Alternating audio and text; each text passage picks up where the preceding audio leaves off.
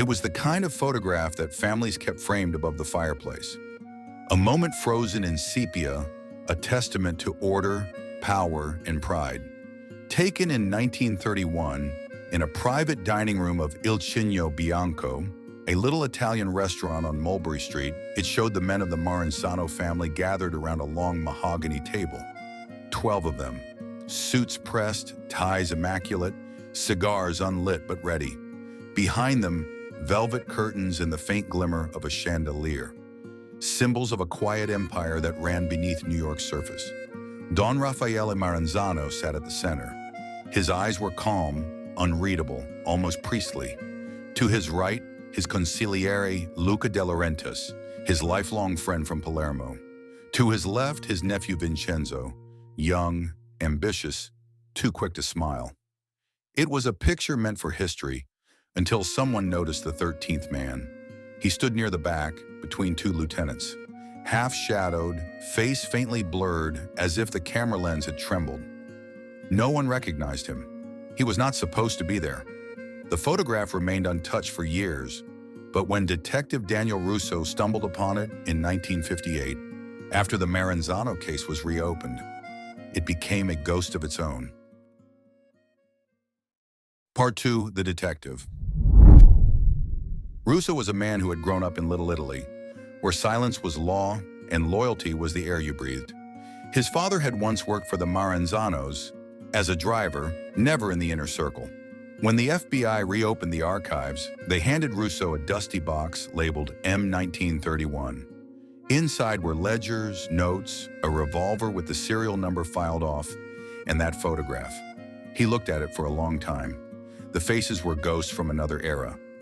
Proud men who ruled the city's docks, distilleries, and speakeasies.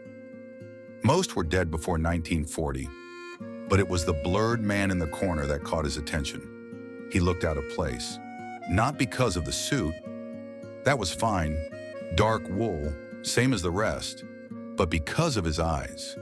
They weren't looking at the camera. They were looking at Maranzano himself, and there was something in them, a kind of recognition or accusation. Russo pinned the photo to his board. "Let's find out who you are," he muttered. Part 3, The Dinner. But to understand that face, we go back to that night. October 17th, 1931. The air in Il Cigno Bianco smelled of garlic and cigars. Jazz from a gramophone floated faintly from the bar. The city outside was tense. The Castellamarese War had just ended. Salvatore Maranzano had declared himself capo di tutti capi, the boss of all bosses, and tonight's dinner was meant to seal peace among his loyal captains. 12 men came. 13 appeared. Raffaele Maranzano lifted his glass. "To peace," he said, his voice slow, heavy with age. "To family." To the end of blood, glasses clinked. Smiles spread like masks.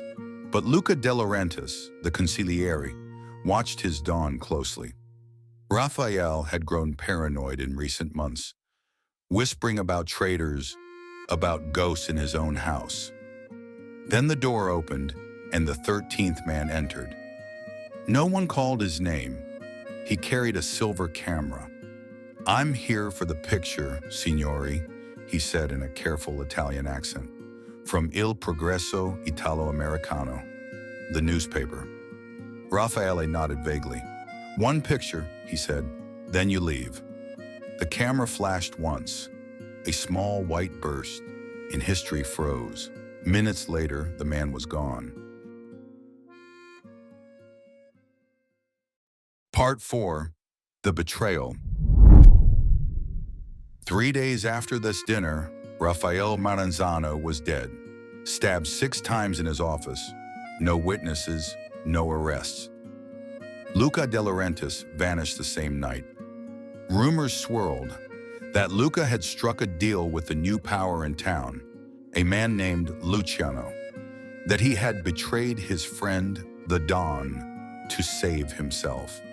But the blurred man in the photo was never mentioned again. Part 5, The ones to search. Back in 1958, Detective Russo took the photo to an expert in the NYPD's photography division. They enlarged the image, sharpened the features. Slowly, the face emerged. Narrow eyes, a thin scar along the jaw, slick hair parted to the left. Russo stared. He'd seen that face before. In another file, another case, a police informant named Lorenzo Cattaneo, listed as missing since 1932. Cattaneo had been a photographer by trade. Russo's heart sank. "Jesus Christ," he whispered. The photographer who took the picture, the man behind the camera, was also in it.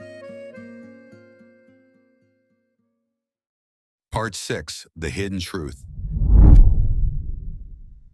He found the last surviving member of the Maranzano circle in a retirement home in New Jersey. Vincenzo Maranzano, the Don's nephew, now 80 and nearly blind. Russo placed the photo before him. "Do you remember this night?" Vincenzo nodded faintly. "Of course. That was the night my uncle toasted peace." "Do you remember this man?" Russo pointed at the blurred face. Vincenzo's eye clouded. "That's impossible. That's Lorenzo." "The photographer?"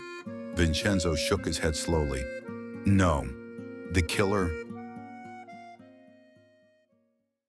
Part 7. The Confession. According to Vincenzo, Luca De Laurentiis had hired Lorenzo Cattaneo to take the photo, but also to deliver a message to Luciano's men. Hidden in the camera's body was a microfilm listing every Maranzano safe house, contact, and cash front. The photograph was the pretext. The real delivery was the betrayal. But Lorenzo made a fatal mistake. He stood in front of his own camera for one last test shot. Raphael noticed him during dinner. He realized the man wasn't a newspaper photographer. That's why in the picture, Lorenzo isn't looking at the camera. He's watching Raphael realize the truth. That same night, Maranzano ordered Luca's execution. Luca struck first. Part 8. The Frame. Russo leaned back in his chair, staring at the photo under the lamp's glow. So that was it. The quiet dinner, the 13th man, the betrayal caught in a flash of light. But something still didn't fit. He took a magnifying glass and studied the image again. In the crystal decanter near Raphael's elbow, a reflection shimmered, a faint, ghostly outline. Another man, a shadow, holding a gun. Another Part 9, Jury the Last Witness. Russo followed the lead to an old pawn shop in Queens. There, in a cracked box labeled Cattaneo, he found the original camera. Inside the film compartment, wrapped in oilcloth, was a small roll of microfilm, still intact. It contained ledgers, addresses, and a note written in Italian. "He made me take the picture. He said it would make me immortal." He was right, signed, L. Cattaneo. Russo smiled grimly. Immortal indeed. A ghost trapped forever in a photograph that betrayed an empire. Part 10. Epilogue. The photo now hangs in the archives of the NYPD, file number 11931M. Visitors walk past it without a second glance. Just another relic of the city's dark history. But if you look closely in the soft blur behind the men of honor, you can still see him, the 13th man. And if you stare too long, you might feel what Russo did that night. That somewhere behind the glass, the man's eyes still follow you, watching, waiting, as if the betrayal never ended. If you made it this far, thank you.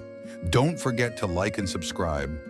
Your support keeps these stories alive, because in Sicily, silence used to mean safety, but not anymore.